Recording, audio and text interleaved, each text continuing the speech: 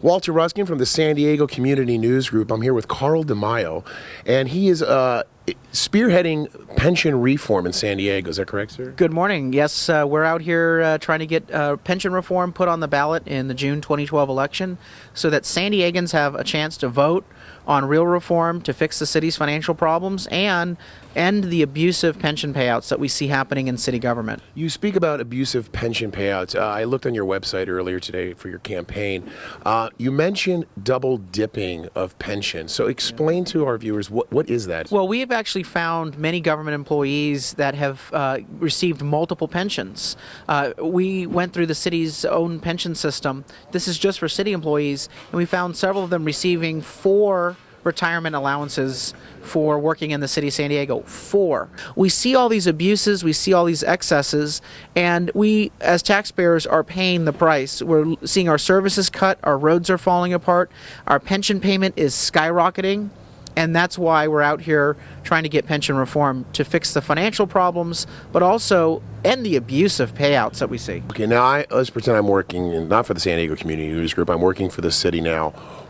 Why am I panicking? Why am I not embracing this program? What fears am I taking home that are not just or that are just? Let's start with the non-just first. Well, I think the city employees are opposed to this reform because wouldn't you if you knew that you could retire as early as age 50? Well, yeah, I mean, that's kind of exciting. But exactly. But within that free market enterprise, if I'm taking my services as an entity and I find an employment willing to benefit my family and give me the opportunity at the age of 50 to retire, how am I abusing the system? Then how am I abusing the system if I'm taking my free market system and the city municipal area is hiring me under those terms and conditions? Why am I demonized? Oh, I don't think we're trying to demonize the individual city employees. They're part of a system that their labor union bosses and the politicians have created. What we're doing is we're ending that system. We're saying, look, this isn't sustainable. You're in a system that we're going to go bankrupt under, and so we need to reform it. We need to end it. We need to move to more affordable retirement programs for city employees. How soon will recovery begin to where we see our roads improving, our water bills decreasing, our taxes flatlining, so to speak, so we're not increasing, or we become competitive again. They're fiscally viable?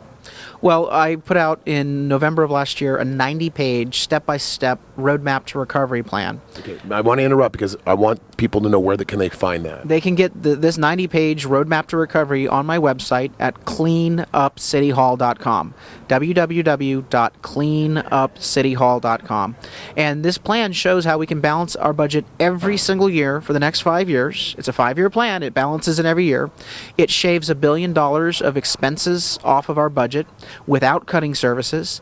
It puts $400 million in increased funding on the table for road repairs. And how do we get the $400 million? Well, we cut the budget elsewhere. The inefficiency, the program waste that we've been able to identify without cutting services.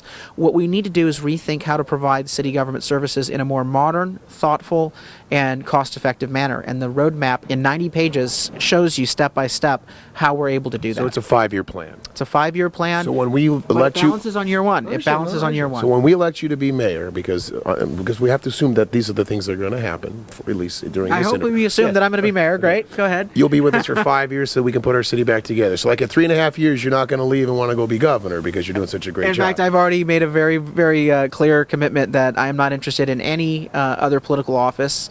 I think career politicians really should be the most endangered species, frankly, and people should be elected based upon what they want to accomplish, what they want to do, not what they want to be. I don't want to be mayor to be mayor.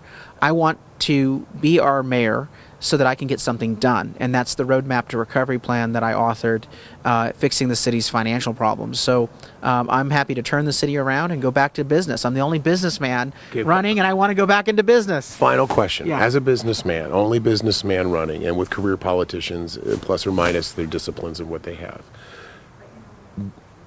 do you have the ability to make your 90-page 5-year plan work if given the opportunity? Are you able to communicate with these other members of city council, have them rally around you and lead us into the future?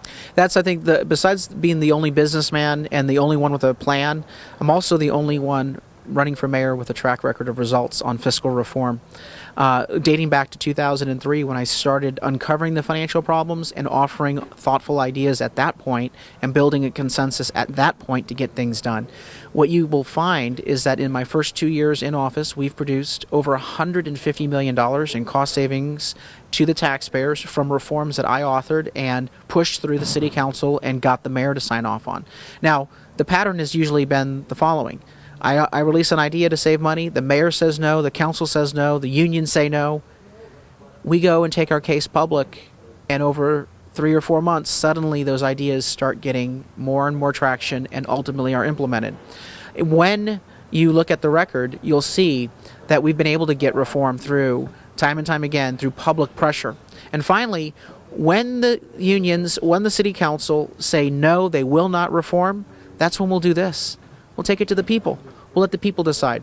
I'd also point out that I'm not just running for mayor. I'm running with an entire team of city council candidates in 2012. We have council candidates in the core council seats that are up.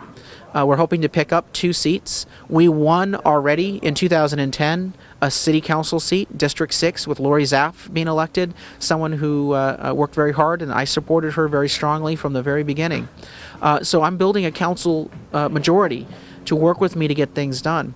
But ultimately, common sense, fiscal reality, when presented to the public, puts pressure on politicians to act, and that's been our mode, and that's been very effective thus far in getting results. Well, thank you very much for taking the time, and I have one final question. We'll probably edit it out, but my question is, if elected mayor, can you guarantee a World Series victory for the Padres? I'll do what I can. Look, if I can reform the pension system, which people thought was impossible, maybe we can do some magic for our hometown teams. But look, as mayor, I do know that once we fix the finances, we need to go back to dreaming big dreams. And the Super Bowl, World Series, those are big dreams.